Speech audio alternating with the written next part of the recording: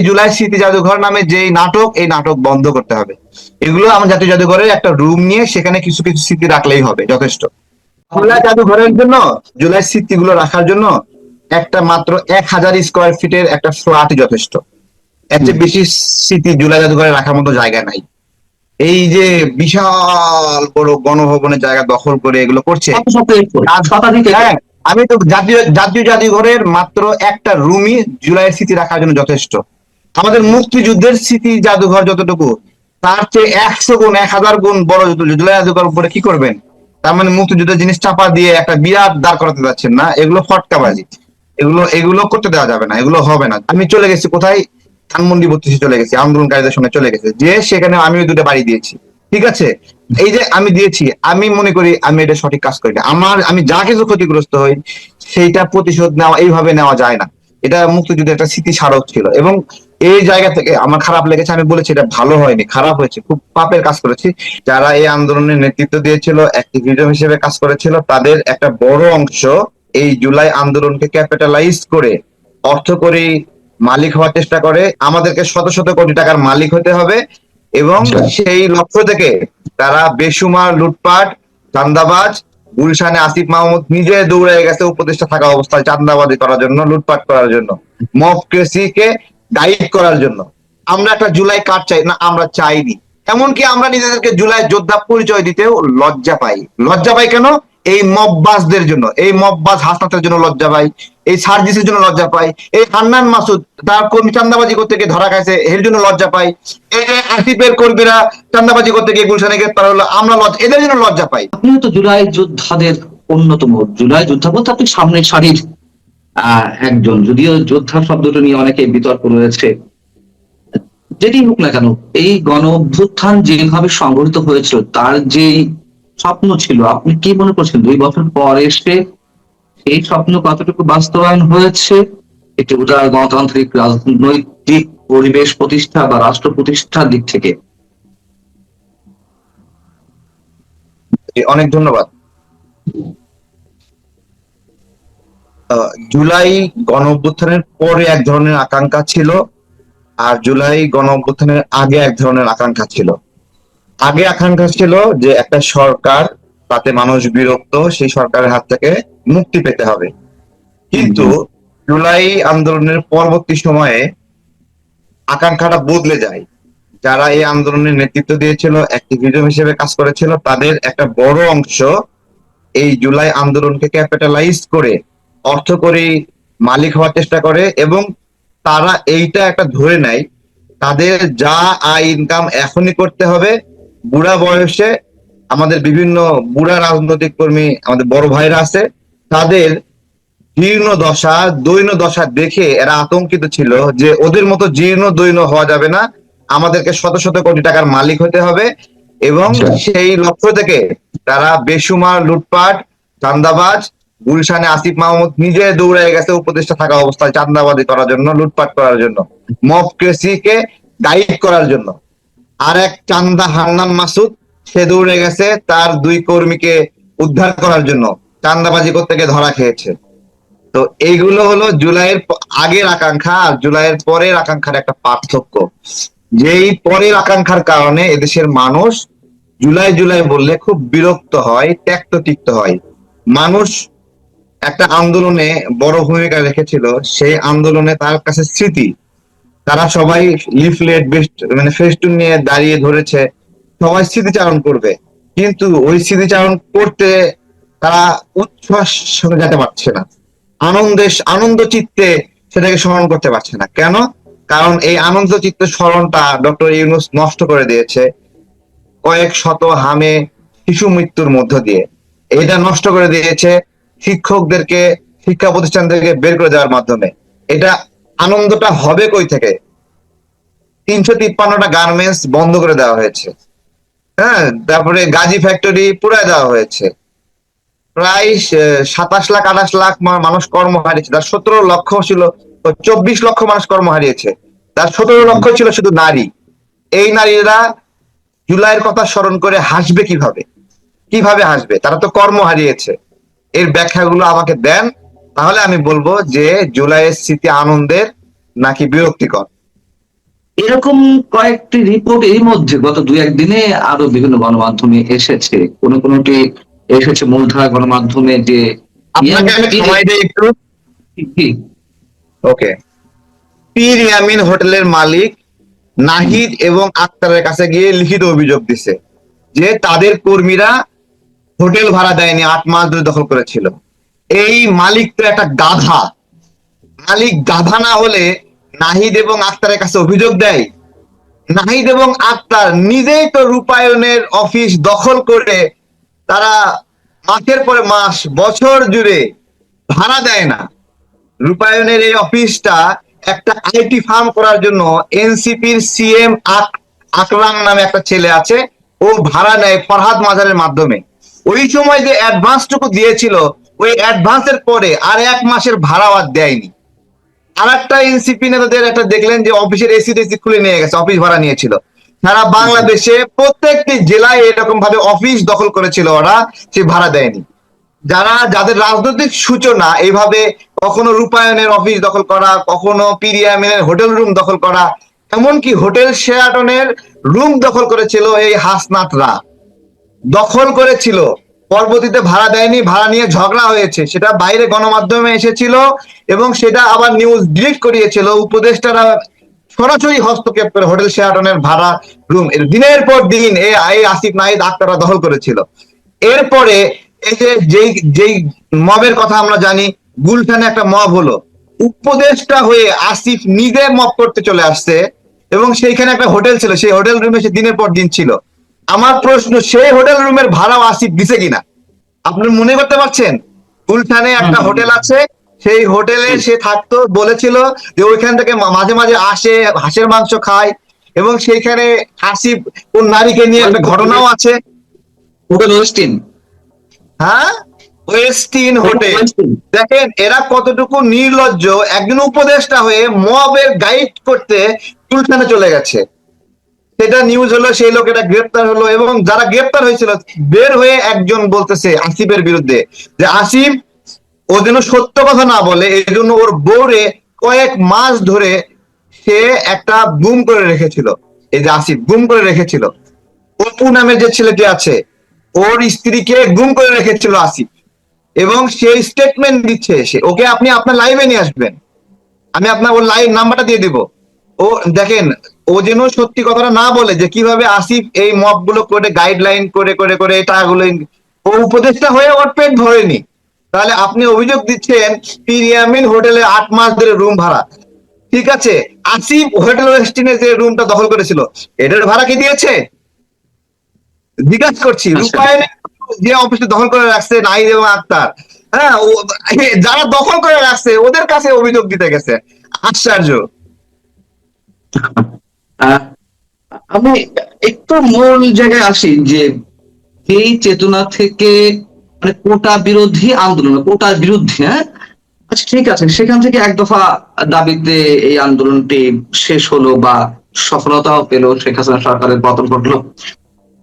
কিন্তু তখন যে স্লোগানগুলো দেওয়া হতো, বঙ্গবন্ধুর বাংলায় বৈষম্যের ঠাঁই নাই, মুক্তিযুদ্ধের বাংলায় বৈষম্যের ঠাঁই নাই, এইগুলো কি খুব ম্যাটিকুলাস ডিজাইনে দেওয়া হয়েছে, নাকি আন্তরিকতার সঙ্গেই তখন এই হাসান আব্দুল্লাহ বা নাহিদ ইসলামরা দিয়েছেন? আপনার কি মনে হয়? আমি অন্য একটা ঘটনার সঙ্গে রিলেট করে একটু বলি। আচ্ছা, এর সাথে মিলায় বলতেছি। গতদিন দেখলাম রাজাকার শাবক সাদিক কায়েম এবং ফরহাদরা বক্তব্য দিচ্ছে যে বঙ্গবন্ধু নামে হল থাকা লাগবে না, হল থাকা যাবে না, এটা কি ফ্যাসিস্টের প্রতীক। তো তোরা যখন আমাদের সাথে স্লোগান ধরছিলি বঙ্গবন্ধুর বাংলায় বৈষম্যের ঠাঁই নাই, তখন যে ওই স্লোগানটা আমাদের সাথে সুর মিলায়ে মিলায়ে বলতি, তখন লজ্জা করতো না? এখন বঙ্গবন্ধু হলো ফ্যাসিস্টের প্রতীক। এই বেদব গুলোর কোনো ইতিহাস নাই, এদের ইতিহাস হলো ধর্ষক। এদের অভিভাবক গোলাম আজম, ওরা বলে গোলাম আজম নাকি রহমতুল্লাহ, রহমতুল্লাহ আল্লাহ, এরকম করে গোলাম আজম রহমতুল্লাহ আল্লাহ বলে ওরা। হ্যাঁ, গোলাম আজমের উপরে আল্লাহ রহমত ঢাইলা দিব, যে গণহত্যাকারী গোলাম আজম রহমতুল্লাহ, ওরা নিজামিরের রহমতুল্লাহ বলে, নিজামির উপর আল্লাহর রহমত ঢাইলা দিব একটা রেপিস্ট কে, যে বলে যে মুক্তিযোদ্ধা যেখানে আলবদর সেখানে। আলবদর কি করছে? আলবদর আমাদের বুদ্ধিজীবীদের মারছে, রেপ করছে, ধর্ষণ করছে নারীদের। এরা নাকি রহমতুল্লাহ, আল্লাহ এদের উপর রহমত করবে। তো বলছিলেন যে কোটা না মেধা, ঠিক আছে। তো এটা একটা দুঃখজনক ঘটনা যে কোটা না মেধা স্লোগান দিয়ে পরবর্তীতে এই যে আসিফ নাহিদ এরা এদের নিজের কোটায় জুলাই আন্দোলনের এদের যারা কর্মী, এক্স্যাক্টলি সবাই না, এদের যারা কর্মী হয়েছে, এদের প্রতি বর্ষতা স্বীকার করেছে, তাদেরকে জুলাই কার্ড দিছে, চাকরি দিছে, ভাতা দিছে, বিভিন্ন কিছু দিছে। সুস্থ সবল মানুষকে একটা মিথ্যা আহতের নাটক দেখিয়ে তারা তাকে একটা কার্ড ধরাই দিছে। দেখে দেখে জুলাই গণ অভ্যুত্থানে হাজার হাজার মানুষ বন্দী হয়েছে। দেখবেন যে এই বন্দির সংখ্যা, এই বন্দির তালিকায় শিবিরের নাম নাই। এই বন্দির সংখ্যায় খুব সীমিত পরিমাণে এনসিপি নেতাদের নাম আছে, খুবই সীমিত। মূল আটক এবং হয়রানির শিকার হয়েছিল আমরা হয়েছি, গণ অধিকারের ছেলেপেলে হয়েছে, বিএনপির ছেলেপেলে হয়েছে। কিন্তু কিন্তু ক্রেডিটের ক্ষেত্রে, সুবিধা নেওয়ার ক্ষেত্রে কে নিয়েছে? এই শিবির শাবকরা, এই জামাত শাবকরা, এই রাজাকার শাবকরা। তারা খুব সিস্টেমে সুন্দরভাবে ডক্টর ইউনূসকে ব্যবহার করে এই সুযোগ সুবিধাগুলো নিয়েছে। এবং তার মানে কি, আমরা কি সেই সুযোগ সুবিধাগুলো ফিরে চাই? আমরা চাই না। আমরা যে হাজার হাজার মানুষ আটক হয়েছিলাম, আমরা কখনো বলিনি এই যে আমাদের আটক নিয়ে, রিমান্ডে নিয়ে অত্যাচার করেছে, আমরা একটা জুলাই কার্ড চাই না, আমরা চাইনি। আবার পুলিশ হত্যাকাণ্ডের শিকার হলে সেটা তামাদি হবে না, কোনো হত্যাকাণ্ড তামাদি হয়ে যায় না, এটা আমি বারবার বলি। তামাদি শব্দের অর্থ হলো বাজেয়াপ্ত হয়ে যাওয়া বা এটা অগ্রহণযোগ্য হয়ে যাওয়া, এটা হয় না, বিলুপ্ত হয়ে যায় না। যার যার যে জায়গায় দাবি, কখনো সে যদি সুযোগ পায় সেই সুযোগে সে সদ্ব্যবহার করবে। তাহলে সেই পুলিশ সদস্যদের হত্যা করলো কারা? নিশ্চয়ই এটা মীমাংসিত সত্য। আহ, এই আমি কথিত আপনাকে জুলাই- বলছি, দেখেন, না আমি বলছি, জুলাই গণ অভ্যুত্থানে যে ফিউরিয়াস অবস্থায় গিয়েছিল, যে একটা মানুষ শুয়ে আছে সেখানে পুলিশ ফায়ার করতেছে, এই ছবিটা যখন বাইরে এইভাবে আসে, বা একটা মানুষ লুকাতে যাচ্ছে, একটা কার এসে ঝুলে আছে, তাকে যখন ফায়ার করতেছে, এই যে ঘটনাগুলো, এগুলো মানুষের মনে কি নাড়া দেয়নি? একজন অ্যাক্টিভিস্ট হিসেবে আপনিও কিন্তু এই ঘটনার প্রতিবাদ করেছেন, একজন হলো উপস্থাপক, একজন সংবাদ প্রতিবাদ করেননি? করেছেন। জি। তাহলে এই ঘটনার প্রেক্ষিতেই মানুষ খুব ক্ষুব্ধ হয়, আন্দোলনে ঝাঁপিয়ে পড়ে, সেই জায়গা থেকে তারা পুলিশের উপর ক্ষুব্ধ হয় এবং যেখানে পেয়েছে পুলিশকে মেরেছে বা এই করেছে। কিন্তু আমি বলছি যে এই ঘটনার সাথে একজন নির্দোষ পুলিশ হত্যা কোনোভাবেই জায়েজ না। এক্স্যাক্টলি যে হত্যার সঙ্গে জড়িত তাকে, আমি আমার বন্ধু একজন পুলিশ আছে, তার পরিবারে তার স্ত্রী পেটে লাথি মারা হয়েছে, সে গর্ভবতী ছিল। আমি বলছি এইটা কি জায়েজ? এগুলো কোনোভাবেই কোনোটা কোনো অপরাধে কোনো সময় জায়েজ না। আমরা যখন মানে জেল থেকে বের হলাম, আমরা জেল থেকে বের হওয়ার পরে সেনা সদস্য থেকে আমাকে কিছু ছবি দেখানো হচ্ছে, সেই ছবিগুলো পোড়া লাশের ছবি। তো বলছে এগুলো কেমন? তারপরে পুলিশকে পিটাই মারা হয়েছে এর ছবি আমাকে সেনা সদর দপ্তর দেখানো হচ্ছে। ছবিগুলো দেখানোর একটা উদ্দেশ্য আছে। বলছে তারেক ভাই, আপনাদের অনেক ছাত্র ভাইরা মারা গেছে, কিন্তু দেখেন এই পুলিশগুলোকেও মারা হয়েছে। এখন এই বাংলাদেশটা, এই যে শেখ হাসিনা চলে গেল, আপনারা আছেন, আপনাদেরকে কিছু দায়িত্ব নিতে হবে। আমাদের থানাতে আমাকে 13টা থানা, 13-14টা থানার কথা বলছে, যে এই থানাগুলো অবরুদ্ধ অবস্থায় আছে। আপনাকে ছবিগুলো দেখানোর উদ্দেশ্য, এই অবরুদ্ধ পুলিশগুলোরও এরকম অবস্থা হতে পারে, আপনি কি আমাদেরকে একটু হেল্প করবেন? আমি বললাম কি হেল্প? বলছে আমরা পিছনে থাকবো, আপনি সামনে গিয়ে থানাগুলোতে গিয়ে আন্দোলনকারীর সাথে কথা বলবেন, তাদেরকে নিবৃত্ত করবেন যেন বাকি পুলিশদেরকে কোনো হত্যা না করা হয়। তখন রাত ভর আমাকে সেনা সদস্যতে গাড়ি দিল কয়েকটা, সেই গাড়ি, সামনের গাড়িতে আমি ছিলাম, জায়গায় জায়গায় গিয়ে গিয়ে এক একটা আন্দোলনকারীকে নিবৃত্ত করে বুঝালাম যে তুমি তো বিজয়ী হয়েছো, তুমি কেন এখন মারবা, তুমি এখন সেভ করবা। এবং তারা আমাদের কথা শুনলো, এবং আমাদের কথা শুনতে গিয়ে কিন্তু ওইখানে কিছু উগ্র জামাতিরা ছিল, ওরা উল্টা আমাকেও মারতে আসছিল। এরকম অবস্থা ছিল যে ওই সময় ফিউরিয়াস অবস্থায় আমাকে যে পরিমাণ অত্যাচার করা হয়েছে, আমি চলে গেছি কোথায়, ধানমন্ডি 32 চলে গেছি, আন্দোলনকারীদের সঙ্গে চলে গেছে, যে সেখানে আমিও দুটো বাড়ি দিয়েছি। ঠিক আছে, এই যে আমি দিয়েছি, আমি মনে করি আমি এটা সঠিক কাজ করি না। আমি যা কিছু ক্ষতিগ্রস্ত হই সেইটা প্রতিশোধ নেওয়া এইভাবে নেওয়া যায় না। এটা মুক্তিযুদ্ধের একটা স্মৃতি স্মারক ছিল, এবং এই জায়গা থেকে আমার খারাপ লেগেছে। আমি বলেছি এটা ভালো হয়নি, খারাপ হয়েছে, খুব পাপের কাজ করেছি। এবং পরবর্তীতে আরো 3বার যে এটার উপর আক্রমণ হয়, সেই 3বারই আমি এটাকে নিবৃত্ত করেছি, আমি এটাকে বাধা দিয়েছি, আমি এখানে পুলিশের সহযোগিতা নিয়েছি এবং একটা জনমত তৈরি করার চেষ্টা করেছি যে তোমরা এটা কইরো না। ঠিক আছে, এবং এই জন্য আমাকে আওয়ামী লীগের দোষর বলা হয়েছে। আমাদের প্রত্যেকের বিভিন্ন স্টেপে ভুল আছে, সেই ভুলগুলো রিগ্রেট করা, আমি স্বীকার করা উচিত, এবং আমি স্বীকার করি। আমি আজকে আপনার মাধ্যমে আমি বলছি, যারা আমার উপর অত্যাচার করেছিল, আমাকে দিনের পর দিন রিমান্ডে রেখে অত্যাচার করেছিল, আমাকে কারেন্ট শক দিয়েছে, আমার গোপনাঙ্গে আঘাত করেছে, ঠিক আছে, তারা কি সঠিক কাজ করেছিল? কিন্তু এই আন্দোলনটি তো প্রথমে সরকার বিরোধী আন্দোলন ছিল না, প্রকাশ্যে যেতে হচ্ছিল কোটা বিরোধী আন্দোলন। না না, আমরা সেখান থেকে শোনেন, কয়েক- আমরা আবার মানে আমি যে আন্দোলন করছি, আমি মানে শুরু থেকে শেষ পর্যন্ত সরকার বিরোধী আন্দোলনই করছি। আমাকে যখন মিডিয়া সেন্টারে নিয়ে গিয়ে, আমাকে মিডিয়া সেন্টারে নিয়ে যেয়ে বলতেছে, তুই বলবি আমরা কোটা আন্দোলন করতে আসছি, সরকার বিরোধী আন্দোলন করতে আসি নাই, এবং সবাইকে শান্ত হতে বলবি। আমাকে হাজারো মাইরা ওখানে অজ্ঞান করে ফেলছে মিডিয়া সেন্টার র্যাবের, বুঝি মাইরা দাঁতটা ভেঙে গেছে, তারপরেও বলতে পারেনি যে আমি এই আন্দোলন করে ভুল করছি। এবং আমাকে বলাতে পারে নাই যে আপনারা সবাই শান্ত থাকেন, এবং আমাকে বলতে পারে নাই যে আমরা সরকারের বিরুদ্ধে আন্দোলন করতেছি না, এটা আমাকে দিয়ে বলাইতে পারে নাই। এটা আসিফরা বলছে, এটা নাহিদরা বলছে, এটা হাসনাতরা বলছে। না, আমি আপনার কথা বুঝতে পারছি, আপনি তো এখনো অকপটে বলছেন যে আমি কোটা বিরোধী আন্দোলন ভাই করিনি, আমি সরকার বিরোধী আন্দোলন করেছি। আমি সেই জায়গা থেকে প্রশ্ন, আপনি যেমন স্বতঃস্ফূর্ত ভাবে বলছেন, অনেকে তো বলছে না, এবং শুরুতে যে কোটা বিরোধী ব্যানারে আন্দোলনটি শুরু হলো, আমি বলছি ডক্টর ইউনূস যেমন যুক্তরাষ্ট্রে গিয়ে বললেন যে এর পিছনে দীর্ঘদিনের পরিকল্পনা ছিল, এটি হঠাৎ করে হয়নি, একটা ডিজাইন ছিল। ডক্টর ইউনূস একটা ফটকা, এই সুযোগে চান্স মেরে গেছে, বিশ্বাস করেন এটা ফটকা। ও জুলাই গণঅভ্যুত্থানের মধ্যে আমি একাধিকবার যোগাযোগ করছি, ভাই মানে স্যার প্লিজ একটা ফেসবুকে পোস্ট করেন আমাদের পক্ষে। সে একটা বিবৃতি দেয়নি, হে একটা ভীতু এবং সুবিধাবাদী লোক, একটা মারাত্মক লেভেলের ফটকা। জুলাই আন্দোলনের পরে আন্দোলনের নেতৃত্ব দানকারী ব্যক্তিদের হাতে ক্ষমতা না দিয়ে নিজে ক্ষমতা দখল করেছে, একটা ফটকা, এবং এর জন্য সে বিনিয়োগ করেছে, এর জন্য সে আমেরিকান বিনিয়োগ নিয়ে আসছে। হ্যাঁ, আন্দোলন আন্দোলন বড় করার জন্য তার কোনো ভূমিকা নাই, আন্দোলন সফল করার জন্য কোনো ভূমিকা নাই, কিন্তু ক্ষমতা দখল করার জন্য যত বিনিয়োগ লাগবে সব বিনিয়োগ সে করছে, এবং সে একটা প্রতারক, সে ফটকা, এবং সে ফটকাবাজি করে এটা দখল করছে।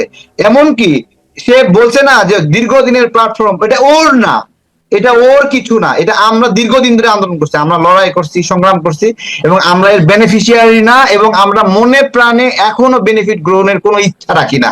আমরা আম বিক্রি করি, ফল বিক্রি করি, মধু বিক্রি, কাজ করি, রাজনৈতিক কর্মী না।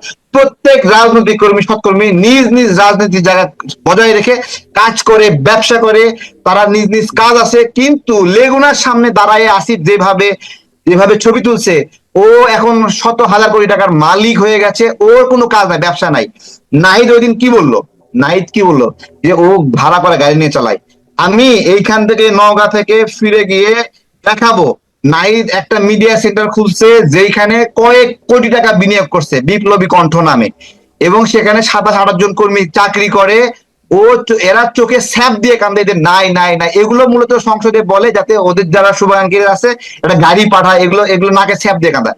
আসমার যে সংসদে বলছে না ওর একটা গাড়ি লাগবে, কেন বলছে জানেন? যে ও ওকে যেন কেউ বলে একটা গাড়ি লাগবে আমারে বল। এই যে ভিক্ষা করা, এটা ভিক্ষা করার আধুনিক একটা কৌশল। আসমাত বলছে ওর একটা অফিস লাগবে, বলছে না যে ওদের একটা অফিস নাই উপজেলা পর্যায়ে, ঠিক আছে। সংসদের সংসদ সদস্যকে কি কি দেওয়া হয় তালিকার মধ্যে লেখা আছে, অফিস বাবদ 15,000 টাকা করে আপনি পাবেন।